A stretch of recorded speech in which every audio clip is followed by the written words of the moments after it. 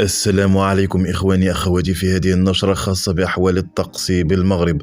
طبتم وطابت أوقاتكم. سوف نقدم لكم آخر تحديثات النماذج العالمية انطلاقا من يوم غد والأيام القادمة بحول الله.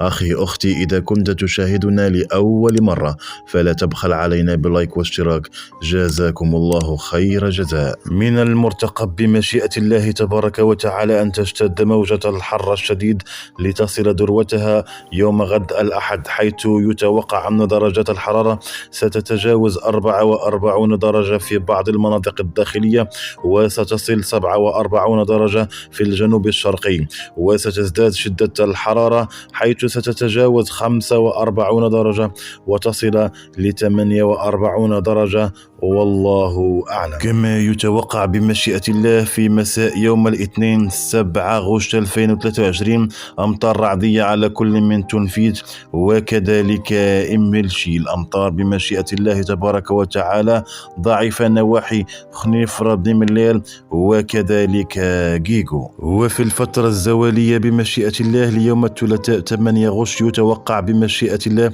أمطار رعدية على كل من تابانت ونواحي أوكيمدن أكادير بوعشيبة أمزميض وكذلك إملشي. الأمطار الرعدية على كل من تنفيذ قطرات نواحي ميدلز وكذلك أمطار رعدية ضعيفة على كل من إفران وكذلك قطرات على سكورة مداز جيجو وكذلك نواحي برد.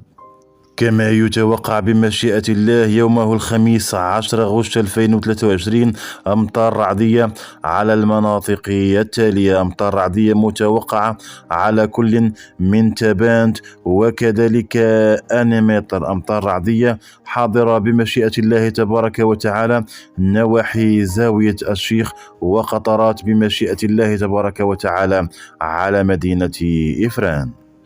إخواني أخواتي، تبقى هذه كلها توقعات ويبقى العلم لله. دمتم في رعاية الله، والسلام عليكم ورحمة الله وبركاته.